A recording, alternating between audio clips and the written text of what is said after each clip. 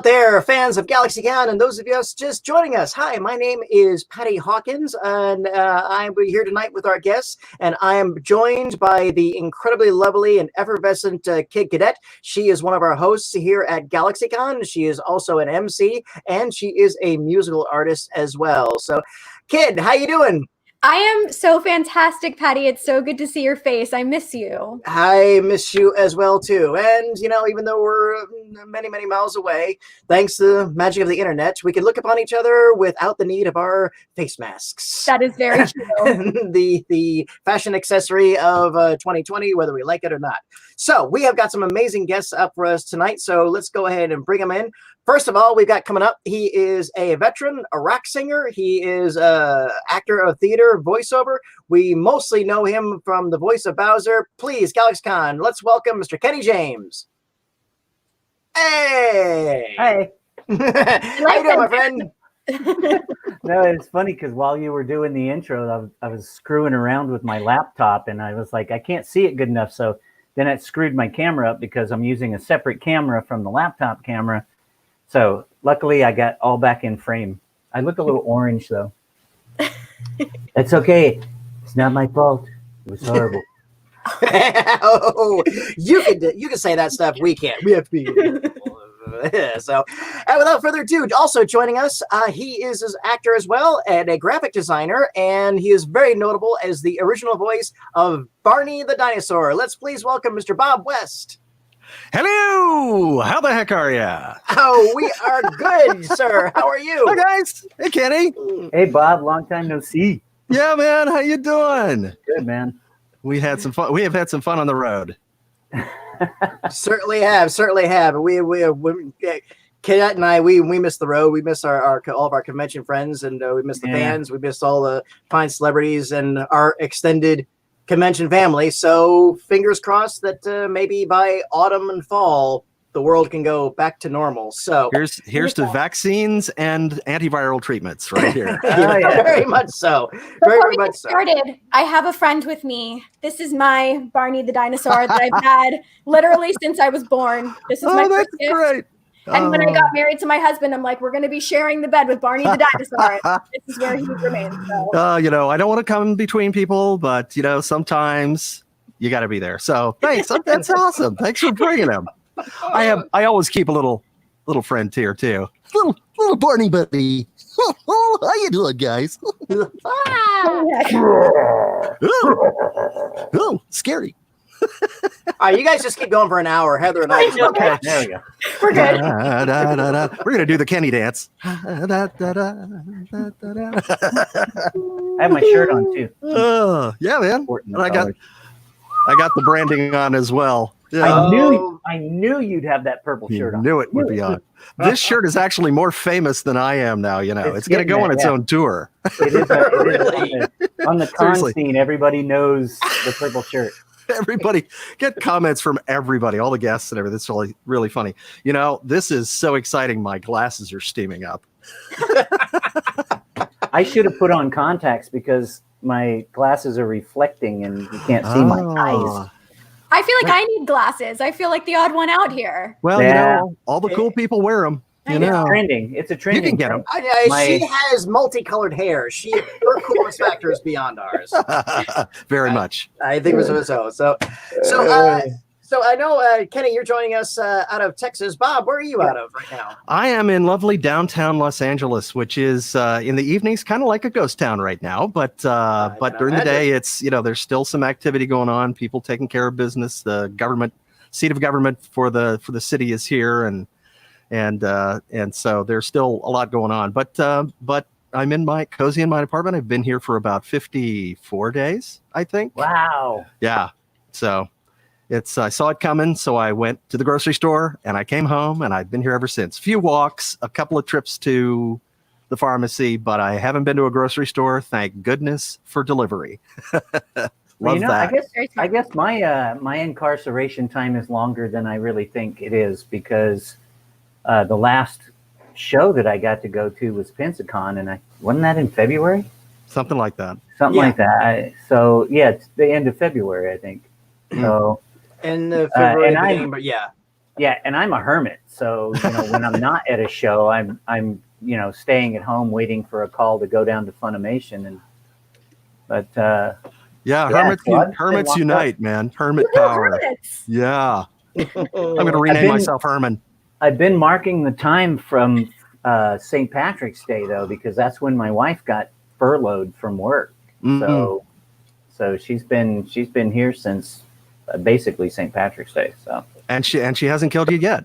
Hasn't killed me. Haven't killed her. Nope, not yet. Nice. Indeed. What I'd love to do is I'd like to get a little background on both of you guys and what led it into, since you both share a penchant for voicing reptilian characters. But That's true. That's true. But Kenny, I'd love to hear a little bit about your rock and roll days. Oh, geez, man. Oh, look, I got oranger because I took some of the natural light out. Hey, it's like the white balance on this camera is terrible. Okay, enough about that. More about me. Man. When I was about 24 or so, I think it started up before I got out of the Navy. I got out of the Navy when I was 24, and I had started playing drums, and I kind of wanted to go and do that kind of thing, and I drove my first wife bonkers with a set of drums. And one day we were getting ready to go somewhere. I was in the living room and I was singing to the Outfield's first album, that really high stuff. And my first wife goes, Just is on a vacation far away.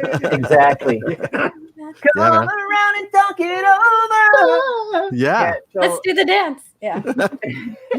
That's such a cute song about cheating on your girlfriend. Yeah. Well, my first wife said, you sing better than you play drums. And I was all like, I couldn't, I didn't realize at the time she was probably just trying to get me to stop. But so I pursued that, and I got in a band, and then another band, and then another band, and another band, and I wound up being front man extraordinaire with hair, almost touching the waistband of my Levi's. Nice. So yeah, there's a picture on my Facebook, me and Tommy Chong, where my hair was like so long. It was like 1998. So cool. Far out, man. Yeah, man. I know, man. He came. We were playing a show in this town where I used to live, in a little hole in the wall downtown. But he was playing up the street at the Admiral Theater. He was doing 2 shows, and he came walking down with his wife, and they sort of took a look inside. I think because they were looking for something to get something to eat. My bass player was standing outside, and he goes, "Hey, man, come on in. There's 3 bands, no cover." And Tommy Chong goes, "I don't know, man. Looks like a pretty rough crowd." And Dan, the bass player, goes, "Oh shit, you're Tommy Chong." So they came in. They had some nachos. We took pictures with him. He was really cool about us mobbing him. There wasn't a lot of people there, but And they had some nachos, and he went back and did his second show at the Admiral. You had nachos with Tommy Chong. Nice. You are Not so really. I stood there and watched him eat them, sort of. But like no brownies or anything, right? Yeah, no. Oh, okay. Oh, Just checking. And this, of course, was before cell phones, so no fun selfie pictures, unfortunately. No, I do have a picture. Okay, it's on my face. It's in my Facebook picture somewhere. But I'm more interested in seeing the hair than seeing you with Tommy. Because Christina is asking, you want me to bring the picture of you and Tommy? And Christina, I say yes. Bring that in the room and let's see that. And I was all thinking, if I went to my Facebook on this computer, and then I could share my screen. You never know. So that could be dangerous, Oh, I know. What'll wind up happening is I'll wind up dumping the whole thing. There you go. That's right. I don't want that. So you're rocking on that. Bob, you were rocking as well. You were doing vocals, and you were doing guitar, and you were the drummer for the Munch Make Believe band. So in a virtual sense, yes, I was the voice of the animatronics. I did Jasper, who was the banjo player. Banjo, yeah. Banjo and sometimes guitar. I think they later on, retool. The original made him a guitar player. So Yeah, Jasper and Pasquale. So Pasquale was the drummer. Yeah. So That's so bizarre. Jasper T, it really is totally bizarre. I mean, little old country dog like me getting on that stage and playing that. It was just so much fun. And then I was in the back sweating like crazy making the pizzas all of the time. It was so difficult for me. He's such a drama queen, It just have to. How did you get that gig? Well, that was just one of those audition things. I had been working I started out, I went to college in San Antonio, and I made a demo in the college recording studio. It was nuts. I took it around to ad agencies, started booking work, doing a lot of commercial work, a lot of comedy dialogue stuff and everything. And then I started working in Austin and Houston and Dallas, and there was more work in Dallas, so I moved to Dallas and immediately got the Chuck E. Cheese thing, which was they had this thing called concept unification. When they had the merger of the two stores and all that stuff, and so they recast everybody for Concept U, and I was the guy who did two of the voices, and everything else has been, kind of like that since, But yeah, that was the first thing, and then oh, there it is, dude. All I see is the hair. I don't see a body. But yeah, it's that's good. That's good. That's amazing. There you go. Okay, who's the kid on the left? Yeah, look how There's long Tommy Chong. Who's the back of my hair was longer than the front. So What a glorious mane. You could have been a Dave Mustaine impersonator. World's longest mullet. Thank you, Patty. I'm telling you, man. But yeah, the Chuck E. Cheese thing was really fun for I did that for like more than 10 years, I think, and it overlapped Barney. But we, they really put a lot of money and time into it at first, and with the great musicians and recording sessions, and we took like 3 days to do each show. It was amazing. Yeah, I know.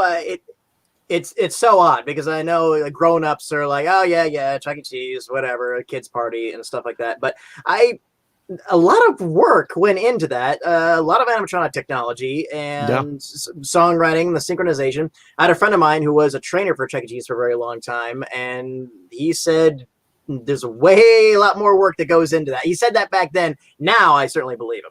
Yeah, I've been working in attractions for as long as I have. I'm like, it takes a lot of work to make those cartoon rats look good. Well, and to maintain them. I mean, those things, that's why they're leaving the stores, because they're just so expensive to maintain. Plus the fact that kids are just really much more sophisticated now. They're like, that they're used to seeing CG and like really sophisticated robots. Have they ever thought, I don't know if you would know this, but they thought about just going to a 2-dimensional, just a screen? And they have. Actually, yeah, that's what they're kind of doing now. You can tell I don't have kids. That's all right. No requirements to be a fan of Chuck E. Cheese. They have they pared it down to like a Chuck E. Cheese, just a Chuck now. Oh. Sometimes I think waist up, and that's it. That's the only animatronic, but the rest of the characters show up as puppets on TV. And they've got TV screens, and it's really well produced. Really good puppeteers, and it's really good. So yeah, it's pretty awesome. Plus, they have alcohol now. Do they really? Yeah. The stores have alcohol now. So maybe that improves the way the shows feel. I don't know. They had that 20 years ago. I remember at least the one in South Florida, they said, no, they serve beer there, man. Yeah. Really? But after this, I think we all get together. We go to Chuck E. Cheese and we get a nice cold beer. Yes. Yeah. Have a couple of beers and play skee ball. There you go. Get all those tickets. Lines of tickets. I'm up for skee ball, but I have to thoroughly wash the skee ball before I touch it. In these times, as we can get our own. So bring a quart of hand sanitizer and squirt it all over everything. Spend $20 worth of hand sanitizer to buy get a $3 Cupid doll. How much does like a mop level 3 hazmat suit cost anyway? I mean, no. We can check Amazon Prime. Yeah, I don't know. Out of stock. Yeah, probably. Indeed. So, Kenny, you were doing so after your rocker years, you were doing some theater work for a while. Was that before, or did that come kind of concurrent with Bowser? You know what? Almost exactly the same time. Okay. I had started sort of trying to get my toe into the pond of the voiceover realm. And I think I was between bands, if I remember right. But I decided after seeing a local production of Fiddler on the Roof, I was all like, dude, I could do that. Not necessarily Tevye, but I was all like, dude, I can sing and walk at the same time. That's all it takes, right?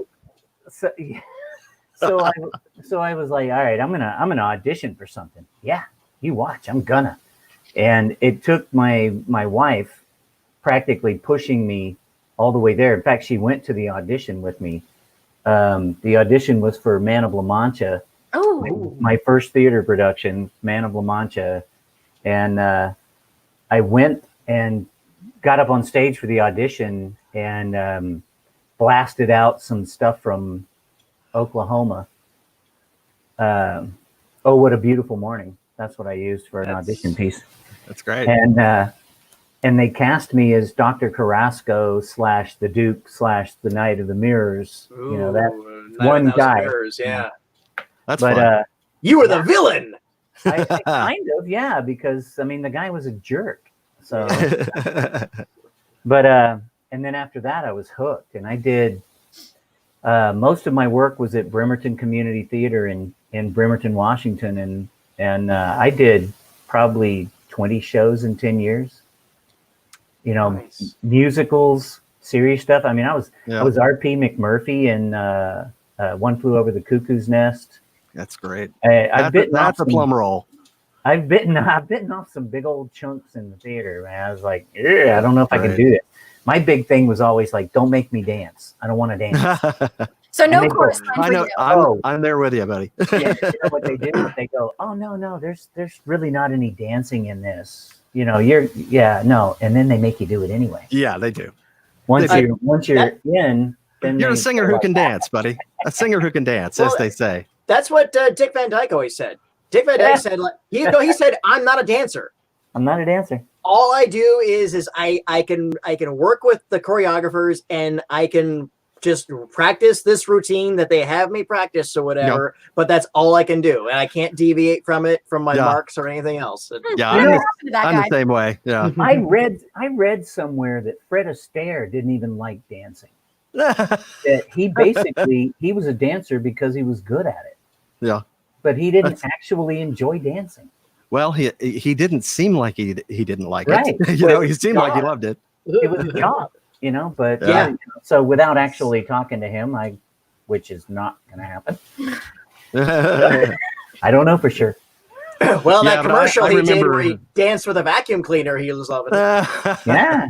Yeah, the vacuum cleaner was really awful, though. The Yeah, that was terrible. boy. yeah, no, Heather, community theater. I always loved community Heather, theater. you got something? They got me to try to dance, and that was, I did a lot of shows right when I got to college. I was Kenny. I was doing show after show for a while, and it was fun. It was just we just had so much. We had a really great group, community theater people at Colonies North Theater in San Antonio, and it was just like this tight little family. And we just, every night after rehearsal, we go out to Denny's and have breakfast or whatever. And it's really, if anybody ever has an inkling to do community theater, I highly recommend it because it's just a lot of fun. If you get a good group. It's one of my big things, because at conventions and stuff, people are constantly asking, well, how did you get into this, or what should I do? What do you suggest for if I want to get into being a voice actor and all this stuff? I said, if you want to be a voice actor, first be an actor.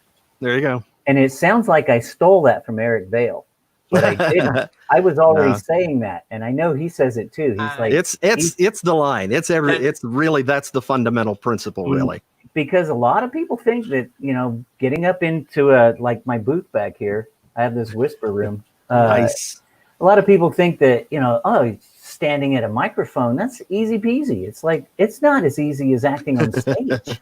The only thing that's easier about it is that when you're voice acting, you have a script. So you don't have to memorize everything. My big problem with theater is memorization, man. I hate it. I hate it me so too. much. I did Godspell one time, and I played JC, and I had to. If you know anything about that, he's like on stage almost the entire time. Yes, he is. And so many bits start with now. It's like, which now is this? Oh my! And I'd look at somebody and I'd go, pigs? Yep. I go pigs, and they go pigs. Okay, then let's do this. I've done parts like that where you have parts that are similar. They're so similar that you're like, oh man, am I in the right place? This is horrifying, Where am I? It's so true, but you just getting that. For me, when I was on stage, it was always clear, like, okay, I'm standing here, so that means, I'm supposed to be doing this. Yeah. It was my perspective of the audience. I wasn't even looking at the actors. It was like my sight line. Okay, I'm on this side of the stage. Oh, I'm supposed to do this. Yeah. I was in a production of Carousel, and I was playing Billy Bigelow, and I would get so lost in what I was doing. Not literally lost, but I mean, I was in the character's head for a while. And when the soliloquy would come up, which is a 7.5 to 8 minute song, depending on how it's being played, everybody started walking off the stage, and I'm all going, wait, what? And then they would play that intro for that song, and I'd go, oh my God, I'm not ready for this. I'm not ready for this. I'm not ready for this. I'm not ready for that. Sing, and you're out there by yourself singing for 7.5 minutes. Yeah. It's insanely stressful, but I loved it so much. Good stuff. Terror and joy. Was there ever like a show or musical that you guys wanted to be a part of that you never had the opportunity to be part of yet? Sweeney Todd. No hesitation. Yes. That's a good question. Auditioned for it, but I was well into my alcoholism at the time, and I got called back and everything, but they basically, I've been told since then that it's like, man, if you hadn't have been soaked in vodka, you might have got that part. So, lesson learned. Yeah. How about you, Bob? Is there any unfulfilled stage ambitions? No vodka, but I had Sweeney Todd. I'd love to do that. I mean, there have been so many roles that are just so amazing. I would like to have done more, I think, more legit theater, more, straight plays rather than musicals. But musicals were just so fun, and they were easier for me to get into, I think, because I could sing, and but I just treasure all the times that I had with the great theater folks that I worked with. Yeah, I think I'm probably maybe more straight plays, but a lot of comedy though. Yeah, I kept craving something really dramatic. So when I got offered the part of McMurphy in One Flew Over the Cuckoo's Nest, I was like, yeah, I want to do it. And then I went, oh my God, what am I doing? Because the line load was so huge. That's one of those parts, like you were talking about, Bob, that you're on stage all the time. You don't even really have much time to think about what is my next scene and what's my next line. It's so stressful. It's so much fun. I did dining room. I did dining room one time, and I think we each did how many characters? 3 characters or 4? And one of the characters was a 6-year-old boy. And that was fun. It's like you just come out and you just act like you're a 6-year-old. I'm scratching myself, and God, that was just fun.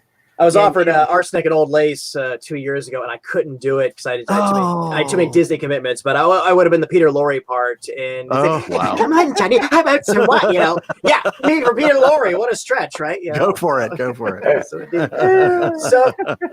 So Bob, there. When did you, and how did you become the boon of an entire generation of children and the bane of their parents? Boon or bane, you decide. Yeah, it's that was like right after I moved to Dallas. We had this audition process that was it was like really like a classic cattle call with all these people in in the room and everything. And I think it was at KD Studios or something. And was there any heads up on the information. It was just casting for a new children's program, and that was it. Or? Well, it was that, but they specifically told my agent, we're looking for somebody to do this full body puppet, and we need somebody who's, and they described the character and the tone and everything. And my agent apparently said, have I got the guy for you? I had done a little bit of costume character work. I had done this character called the Blaster for Humana Hospital, Medical City, Dallas. We had these 3 cartoon superheroes, and we'd go around to schools and we'd do presentations and stuff. And I was this robot character. And so based on that, I guess they thought I could be a dinosaur somehow. Please tell me there are pictures of these somewhere. I don't think there are, but I wish there were. I really do. Me in silver face paint that absolutely terrorized children and eventually just went without it. But yeah, I mean, there was the audition process was for one person originally, and that's normally the way it's done is, a puppeteer in a costume with a microphone. Yeah. But because they were a little inexperienced in how to do the puppet building and everything, they had already started building the costume before they cast, and it turned out that I was too tall for the costume. So they ended up saying, we like your voice, but we're going to have to put somebody else in the costume, so we're going to split the role. And we ended up doing that, and that's how it became Dino Sync, as we called it. Mm-hmm. So that's how it started, and the home videos took off after that. So. Was there any direction for the voice of Barney? There was, they said he's warm and he's fun. And, at first they wanted him to sound like a big dinosaur. And in a way, they thought, well, he's a T-Rex, so he should have a deep sound. And so we forced it way down to my range, but eventually we realized that was just too scary for kids and brought it up. And I had wanted to bring that up, and we all agreed eventually that when we went into PBS, it came up. So it was much more fun. Oh boy, oh boy. And that kills me. I don't want to kill you. Please say I'm not killing you, Kenny. Well, they killed Kenny. I killed Kenny. You bastard. Yeah, no, man, I certainly was not young enough to be watching Barney, but boy, did my kid watch Barney. So that was crazy for a while. It really was. It was that was fun. It was interesting too. I didn't have any kids, and this was kind of in the middle of the Barney mania as it is. Because 2 things I always noticed, 3 things I noticed back from that stage. 3 things. Oh, sorry. 3 of it, yes. 1, it seemed like Barney lasted longer than I maybe was expected to. I don't know if they had opened it. I think it just seemed to last. I figured, okay, this will be something for one generation of kids, but it seemed to last for maybe about 3 kids. Whether it was targeted for kids like 3 to 5, maybe. It seems like multiple cycles when it's supposed to just one. Yeah. And the second thing, of course, was Barney did become kind of the whipping boy of the late night talk show comedians. Yeah. It was easy to throw. It's like saying Barney the dinosaur, sell investment bonds, or wackety schmackety do. But the other thing I noticed was one time I was on a road trip with some friends, and they had one of the first minivans with a TV, and they were playing one of the Barney videos, and I really had no knowledge of the character, whatever. It was one of the stage shows with the kids and stuff. No More Monkeys Jumping on the Bed. I remember that, and I remember thinking to myself watching this and like. Why is everybody pissy about this show? Because it's teaching kids to look both ways before they cross the streets, teaching them not to do things hurt themselves. I'm like, I can see how the repetition could make grown-ups and parents roll their eyes, but from what I saw was like, this is really teaching kids really valuable stuff in an entertaining way. Well, thanks. I mean, they really did a lot of work in terms of the educational content. It's really deceptively simple, the show. They did, they had educational consultants, and everything, the way everything was presented was very careful. If you're teaching colors, you don't vary the shapes. If you're teaching shapes, you don't vary the colors. I mean, all these very specific things in, to make sure that the message gets through very cleanly, and at the same time having fun. And I think the repetition may have been a part of the problem. But that was really the first show that was made for kids that young, and so nobody was used to it, and nobody was used to having like their 3-year-old go and grab a tape and just put it in the VHS and watch it over and over again. So yeah, that was it was kind of different, and yeah, but boy, when we showed up to some of these shopping malls, and there's thousands and thousands of people pouring out of the doors, we knew something was going on. I've become friends with some of the suit actors, costume actors. Josh Martin, and Carrie Stinson. Yep. I'm like, wait, I know 2 guys that were in the suit, and I know the guy who did the voice. Yeah. This is like bizarre. You are connected, man. You are connected. There's a secret handshake that I'll have to teach you, but we'll talk about that later. Yeah. All right. Yeah. All right. Because I remember Josh, last time I sat with him a few months ago, it was like he let that little piece out. I was one of the performers for Barney. I'm like, have you gone up to Bob West and said, Bob, I've been inside you? I mean, no, wait, I said that wrong. Yeah, Josh is awesome. I mean, Josh and Carrie both amazing performers. Carrie did Barney's body for like 22 years. I mean, that's a long time. And of course, Josh Martin is voice of Boo on Dragon Ball Z. So, he's so that's how kind of we're connected through the con world as well. Yep. So it's great to see Josh on the road. It's funny because I hadn't seen Josh in like 20 something years. The first time we saw each other was at a con. It's awesome. Indeed. Well, So, somebody Kenny, also mentioned in the comments as well that Mick Foley, who we're actually having on the show Monday, was very excited to meet you, Bob. And I'm curious for both of you guys, who has been someone that's really stood out that you had the opportunity to meet through a convention that you've been a fan of? Wow. Okay, who wants to go first? Yeah, I mean, there's so many. We're so lucky when we do the cons because we get the green room, people taking a lunch break, and there's just these people there that like, how am I in the same room with these people? It's amazing. My first really big encounter was Alice Cooper. Nice. And I've done several shows with Alice Cooper, and so now I get to the point where he'll recognize me even, where I can do the point, and he does we talked about golf and we talked about paranormal TV shows and stuff, just normal stuff. But I love this. Meeting Shatner was bizarre. I shared a sticky bun with him. He didn't want to eat all of it, and he's like, "Here, take a hunk of this." And I'm like, Wait a minute. William Shatner says, "Eat the sticky bun. You don't ask questions. You eat the sticky bun." I'm gluten-free. Doesn't matter. Yeah. That's right. I sat down after I got a chunk of that, a piece of it was so sticky. This was in Louisville, Kentucky. So there were pecans glued all over the top of it. Literally with glue. I took a chunk off this thing, and a piece of the napkin tore off with it. And I went, "Hey, comes with its own napkin." Nice. And he sits down and then I went, "Thanks, Bill." And I sat down, and I was all sitting at the same table, and I was all like, I called him Bill. He didn't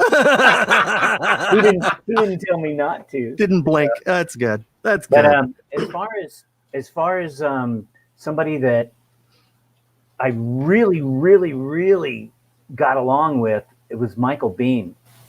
Aliens, Terminator. I talked to him at Pensacon, and then we wound up being seated next to each other on the flight from Pensacola to Dallas.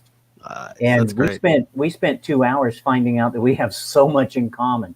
And we laughed, and we talked about all kinds of off-color stuff. It was awesome. Nice. And I would love to sit at dinner with him, and spend some more time talking about things that we have in common, because it was unreal. But yeah, those are amazing experiences. There are too many to number, though. I mean, Weird Al. I got to have a private thing with Weird Al at Pensacon, where I was all like, "Dude, I have to do this," and my agent goes and gets me in the room with him, and he signed things. But I'm like, "Oh my god!" That's so cool. And that autograph that I got, though, that was for my wife. I brought it. I had him put her name on it, and she's got it. You're a good man. Good. Yes, how about you, Bob? Smart. Any starstruck moments in the green room? Just tons of, I've always Probably been I've been a Trekkie, huh? Sorry, I said probably. I was going to say, yeah, Kenny James. Can you believe that I met Kenny James? Oh no! All these amazing people. No, really. I mean, I've always been a Trekkie. So any of the Star Trek people, George Takei, what a great guy. I met George. I've met George at several shows, and I remember we met the first time we saw each other was in the restroom, and he's at the sink, and I'm at the sink. He's at the sink. I'm at the sink, and I said, "Good to meet you." And he said, "So how's it going?" And he said, "So how's it going?" And I said, "Well, it seems a little bit slow." And he said, "Oh well, don't judge them all by this one." And so the first show, it was like my first show, and he said, "Don't judge them all." So he was very nice about that. But I mean, Frakes and Jonathan, Brent Spiner, and Frakes is great, and awesome. And Will Wheaton, who's awesome. Oh, all the guys. Yet. Will is really super. He really is, and who else? I mean, it's just incredible. Michael Dorn, sat with Michael Dorn, talked to him at lunch and stuff, and it's great. Talk about airplane flights. I had a flight with somebody that I didn't get to meet in the green room, and that was Catherine Tate, who played Donna Noble on Doctor Who, the beloved Donna Noble, the beloved Catherine Tate. And we're in line at the airport to check in, and I was just right behind her, and I just thought I'd introduce myself, say hello. We didn't get to meet in the green room, and she was like, "You're the voice of," I'm like, "Yeah," and I'm like, "And you're," and we ended up sitting next to each other on the plane, and it was nearly a 4-hour flight to Los Angeles, and she was the best, and yes, I will say it, traveling companion that you could ever have. We had wonderful conversations the entire time, except for like 45 minutes when she took a nap, because I bored her up probably, but she was just lovely. So it's just those kinds of experiences that the conventions really let you have. There's so many.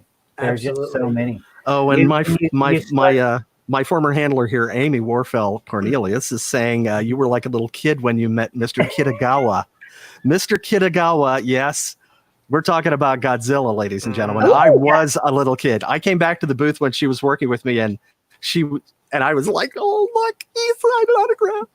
But he came over to my booth at one point and just brought me stuff. And it was like this because there was this reptile dinosaur kind of connection going on, And I just couldn't. We should have brought him into this, right? Yeah, he speaks like no English whatsoever, but he would just come over and he would bring me gifts. Yeah. And it was just so cool. I got a chance to host his Q&As on the GalaxyCon side of things, and we worked with a translator, but he just so wants to communicate and converse, and he was just such the nicest guy. And I bumped him at the airport. He's like, you, the candy man, because I hand out piece of candy to people that ask questions, all that fun stuff. But yeah, absolutely. Yeah. Kenny, you were about to say something. Yeah, at Pensacon here a couple months ago, I really feel bad because I can't bring the name up, but another Japanese actor, the guy who was always trying to kill Godzilla. Oh. And when I was looking across at his banner, because we were across from each other, and I kept... Ben Furia, the actor who played Ultraman? Ultraman, yeah. No, those guys always pair together at the cons. Yeah, no, I don't think it was him. But I recognized his pictures from these movies, and I was like, oh, that's who he is. Same thing, though. Very, very little English. And I went over and through a translator, I said, you kill Japanese monsters, and I'm a Japanese monster. And so, yeah, he got a kick out of that. But, yeah, he's like 85 years old. He's still doing voiceover work. I think that was Ben, because he's in his 80s, but he could pass for like his 80s. He could pass for like 50. He could pass for 50. It's amazing. And was he wearing like a crazy suit, like a really no. Well, this guy was wearing a suit. Then it probably was very well dressed. It sounds it sounds like Ben. He's very natty. Yes. Very posh. I'm like, wow, where can I get that picture? Where's that picture? And speaking of posh, Kenny, how did you come about doing your character for the Nintendo universe? Oh, geez, man. I'll try to keep this brief because you've been with me. You've moderated me enough to know that I always go, I don't know how I'm going to fill this much time. And then once you ask me a question, it takes me 10 minutes to answer it. So I'm going to try to keep this shorter. It's okay, bro. I was working for Suburban Propane. I was selling propane and propane accessories. I'll tell you Mr. King of the Hill. And That was really good. It was. I actually had already I had gone and taken a class, University of Washington, on voiceover. The guy who was teaching that course would produce demos if you wanted. So I paid him. He produced a demo as a character. It was kind of a 3-minute long mishmash of straight stuff and character stuff, not what you would do today. And I had built myself a little website on HTML, programming HTML all by myself. Nice. And I was working at this house up in Washington with my service manager, and I was telling him about some one-liners that I was doing for a guy in Canada. My first paid voiceover gigs were doing character impersonations for answering machine things. So this guy was paying me $8 a line to, like do Scooby and Shaggy, man. And so I was talking about it. This woman that owns this house overhears me, and she said, "Do you do voice work?" And I said, "I'm trying." So I gave her the web address. She listened to my demo, liked it enough to send it over to the production manager at Bad Animal Studios in Seattle, and I started getting auditions for video games and stuff, and I was not getting anything, which if you get 1 in 100, you're doing good. And I had only done maybe 5, and I thought, well, I stink. And then Bowser came up, and I was like, all right, Bowser, the Nintendo guy. Well, they sent me the raw tracks from Scott Burns when he did Super Mario Sunshine. And that was the lines that they wanted me to do. So I thought they wanted voice match. So I did it, my best Scott Burns impersonation of Bowser, or Scott Burns doing Bowser. Mario, how dare you interrupt my family vacation and all that. And I thought, okay, well, package it up, send it off. I did that standing at a regular vocal mic. Well, the mic wasn't a vocal mic, but the stand was, and I was in my dining room. And so the acoustics weren't really great, but I sent it off. And then a couple weeks later, I get an email that said, "You got this job." And I was like, huh? Yay! And so then I thought, all right, I'm going to be rich. Yeah, no. Oh, sorry. I know, right? Yeah.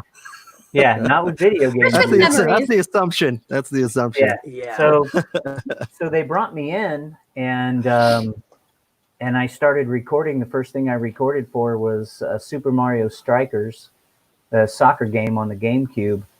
And then very shortly after that, they started recording things for the Wii, because the Wii was fixing to, it may have already been in production, but Mario Kart Wii, I remember specifically that I did Mario Kart Wii and Galaxy in the same session. Wow. So they were starting to push already, to get some titles out. And I thought, well, all right, I can talk. And they were like, no, don't talk. Don't speak. Yeah, Scott Burns was talking, so I thought they were going to have Bowser talking from there on out, and it didn't work out that way. So I've said, I believe what I tell people at cons is I've done 4 words in English as Bowser in the last 15 years. Wow. So, but that's how I got it. I did like 3 as Barney, I think. The rest of it was I love you. The rest was giggling. Yeah, indeed. So you gentlemen have were these icons and very different fandoms, but actually maybe different fandoms, but maybe at different ages. You know, it's like people grew up with Bob, and then later on they got older, they played with Kenny. What was your first convention experience like? When your ages tapped you on the shoulder and said, "Hey, believe it or not, people want to meet you." Yeah.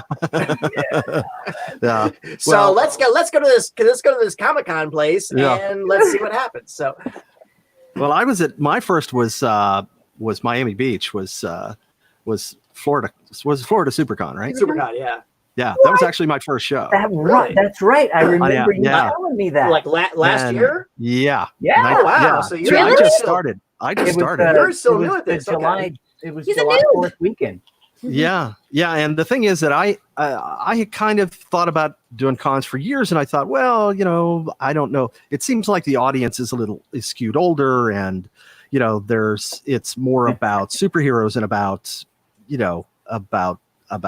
anime and that kind of stuff, and not so much about kids shows and nostalgia. But I guess I really didn't understand that a lot of different shows have a lot of different kinds of audiences. It depends on the region, depends on the promoters, it depends on a lot of things. And so some shows are better than others, but boy, got to Miami Beach, and that was the weekend that was. Apparently, my first show turned out to be this amazing experience for everybody involved, and I was so happy. Really was. We had so much fun. We ate so much. That too. So much Cuban food. Tim, Oh my God. You remember we were at Havana 1957. Yeah. And we get done eating and we're kind of waddling around. Yeah. And here's Jodie Benson and her family standing there on the corner, and we're all taking pictures with her. It's like, this is insane, Yeah. But the con itself was amazing because it was a good con. What was great for me is that when I was doing the show, you can't talk to the fans about the character because they're like 3, and there's that wall of fantasy that you can't break, right? Yeah. So here, 20 something years later, or 30 in some cases, here are these folks showing up and going, you were my childhood. I mean, that's the phrase that you hear when you go to these things. Mm-hmm. And to be able to talk to people about how we did the show and their experiences. I mean, the stories that we hear at the cons are just incredible. I mean, things like, somebody came to me and said that she and her family were refugees from Vietnam. And she said that they all learned English watching Barney. I mean, and she said, and I'll have people come up to me and say, Barney saved my life. When I was a little kid, I was really young. Barney, this Barney doll, I just held on to it when I was sick with heart and lung problems. And they said that was the thing that I just focused on and kept me happy. And it's like, how do you, wow, what an incredible honor to be able to be part of that, to contribute to that. It's just That's really awesome. amazing. Yeah. My first con appearance now. Yeah. I'm trying to change my life. You look good. You're good, bro. You really are. Right now it's all natural light come through the window. I've only been doing cons for a couple years. And my first one, I decided that, well, if other people are doing this, maybe I should look into this. And I started just Googling conventions and then sending them an email going, "Hi, I'm the voice of Bowser. Would you be interested in having me at your thing?" And what was it? Too Many Games in Philadelphia was the first ones that answered me, really. And at the same time, I was in communication with a brand new show. It was a first-year show in Muscle Shoals, Alabama. And so I booked these things not having any idea what I was doing. I didn't have any material to bring with me. But before I actually went to that first Too Many Games, which was in June of 2018. That was my first show. Wow. I had already gotten in contact with CelebWorks, which is our con agent. Bob and I both. Bob and me, my, I. Don't judge my grammar. No judgment we are there. pretty good. But anyway, these guys were they had brought me on board and they were like, look, I know we didn't book you this show, but we're going to get you some prints done and we're going to get a banner printed for you. And Neri did all this work. And then I went to this show and actually had a banner. Otherwise, I'd have had no banner. Yeah, they're great. They didn't print banners for that show. There were only a couple of guests. Charles Martinet was there, and I was there, and Mike Pollitt from Sonic and everything was there. But I don't think he had a table. He was just there to do some panels, which was a lot of fun. He's a nutcase. Well, Patty probably knows. Mike's probably certifiable. He's so much fun to do. But don't tell him. He'll never see this, so don't tell him. Yeah.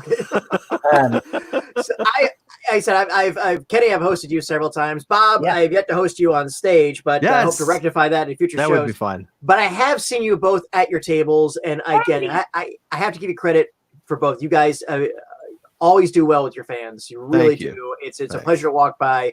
I see you going around. Bob, I see you doing the voice. Kenny, I see you just hanging out with people. And again, on behalf of GalaxyCon and just behalf of fandom in general, thank you for being that. Thank you. You know, when you go up there, and my first convention, 1983, I got burned. You know, I got burned. I went up to somebody and said, whatever it is too. And people have learned now as days. It's like, no, man, that's gonna, someone's coming up to you and you were their childhood, you were this way. And it's when you acknowledge it's a responsibility, you know, and then, you give that love, you become what that person needs in that moment. And again, thank you guys both for that, because you're giving 110%. It's hard not to. I'm one of those guys when I'm at a show that they're like, oh, they've got lunch, you know, or, you know, whatever. I'm like, I'm not, what? Huh? Yeah. No, I've got to sit at my table. I know. Yeah. I mean, it's like, I'll be back in 12 minutes after lunch. Okay. My handlers are always going, oh, okay. There has been times where I went, I'm going to go to the green room and get a Red Bull or a coffee or whatever, and then didn't come back for 15 minutes because, you know, some other celebrity was in there that I was all like, oh, hey, hi. It's like, oh my God, it's Jason Isaacs if I don't get a picture now. I did that with Sean Astin at a show where I was like, I sat at the table and I'm sitting with the Phelps twins from Harry Potter and Sean Astin, and I'm just all like going, I'm not going back to my table. Yeah, I know. I know. It's amazing. John's a great guy. Oh, he's a sweet dude. He really is.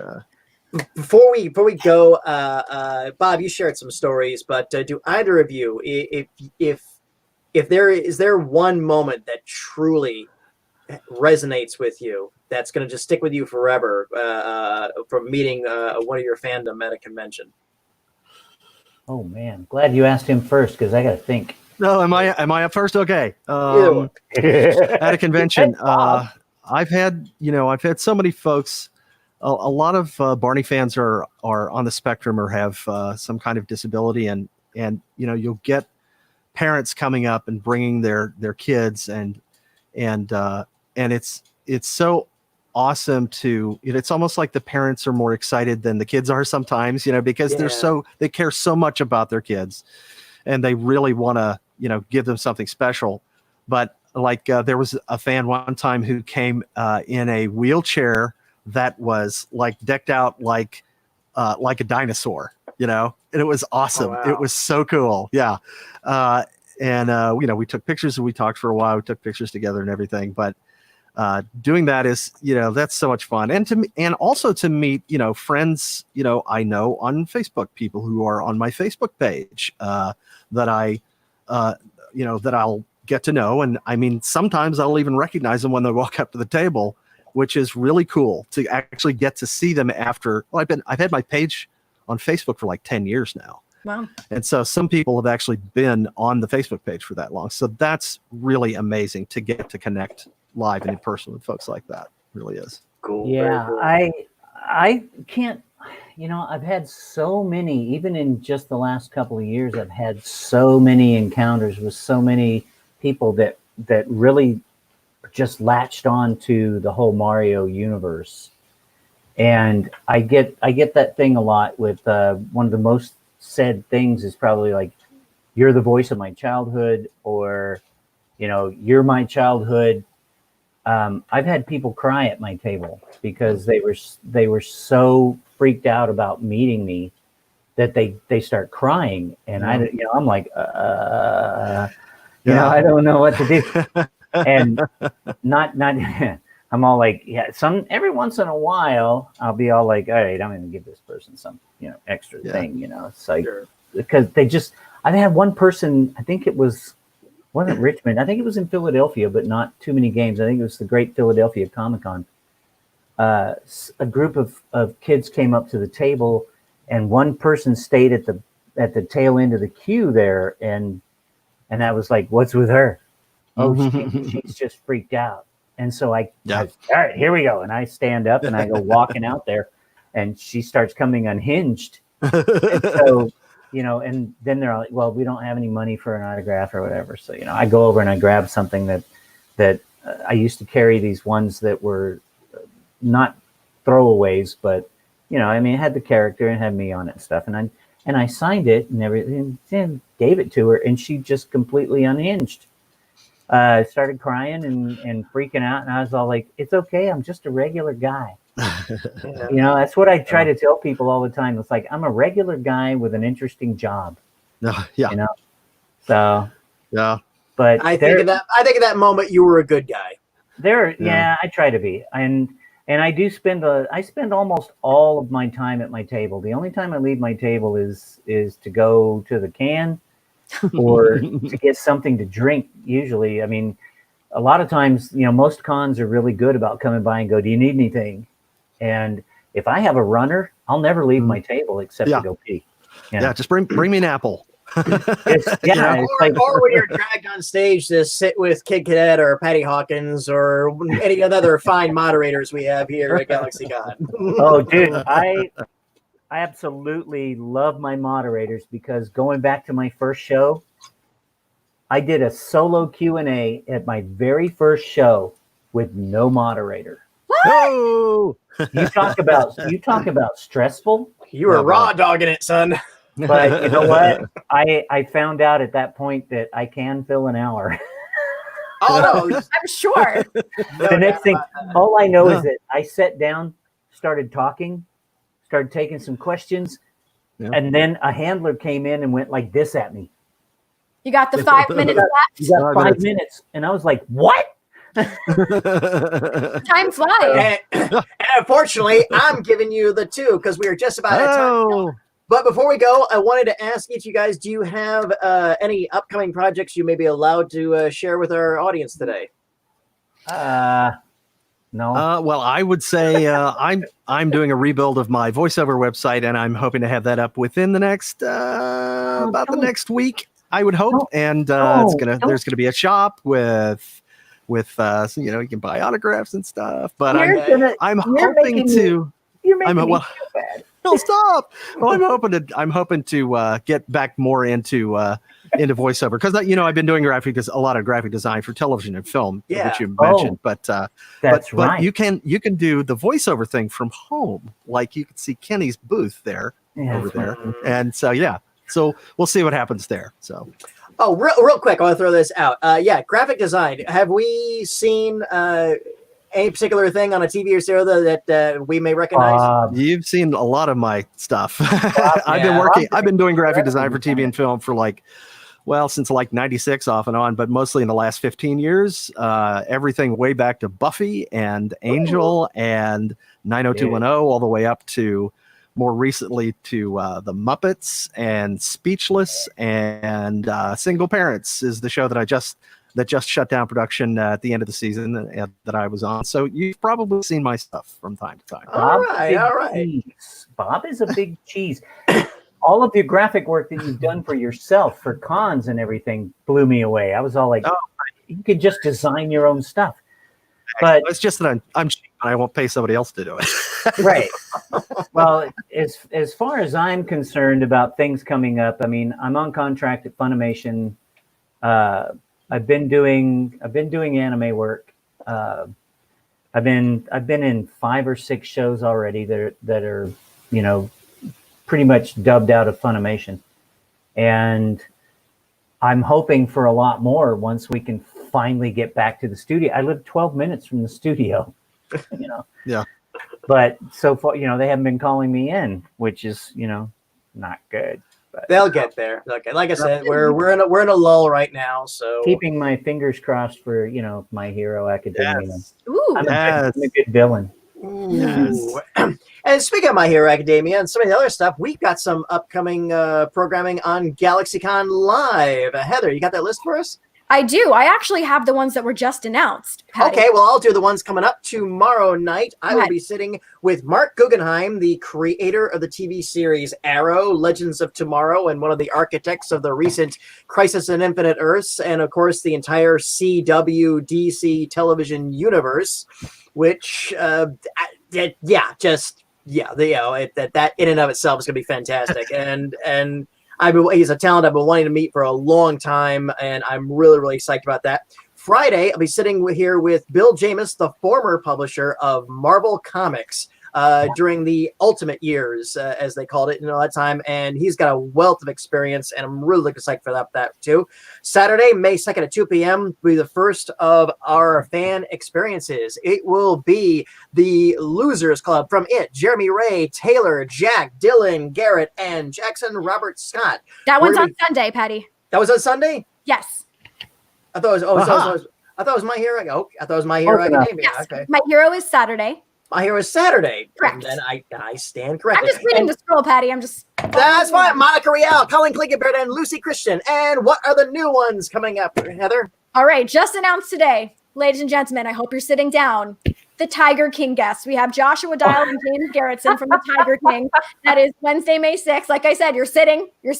Even Barney's excited. And also just announced we have The Nightmare Before Christmas, which is Saturday, May 9th with Chris Sarandon and Ken Page, who are Jack Skellington and Oogie Boogie. And on Monday, I will be back here with a brand new show titled Rock Around the Ring with Mick Foley and Dave Bautista. And we're actually going to be playing Step Brothers trivia. So that should be interesting. And I know you got some cool stuff coming up, Patty. Oh, we all okay. This is Benny. He's the cool mascot character at the Kalahari Resorts, and I'm a friend of his. Jumbo, little dudes, remember, whatever you do in the pool, you'll be swimming in it. So guys, we've been scrolling your social media all throughout the day, and you're also available on Cameo, correct? Yes. Absolutely. So everybody, if you've enjoyed this, and you please, by all means, check out Kenny and Bob's social media. And of course, they're available on Cameo. If you want to get a little gift for somebody or a little personalized message, they're available from that service. Thank you so much for tuning on in. We got some great programming coming up, as you just saw, and we have some great stuff coming up. Kenny, Bob, thank you for joining us. Heather, thanks, Kid guys. Cadet, round of applause for everybody. Thank you, GalaxyCon. And Thank you. stay safe, stay smart, stay healthy. Wash them hands. Wash them, hand. Don't touch your face. Thank you. Bye, guys. Bye. Thanks again for tuning into GalaxyCon Live. Make sure to check out our online store at galaxycon.myshopify.com, where you can find t-shirts, signed and certified Funko Pops, autographs, collectibles, and more. For updates on the upcoming streams, visit us on Facebook at GalaxyCon Live or galaxycon.com.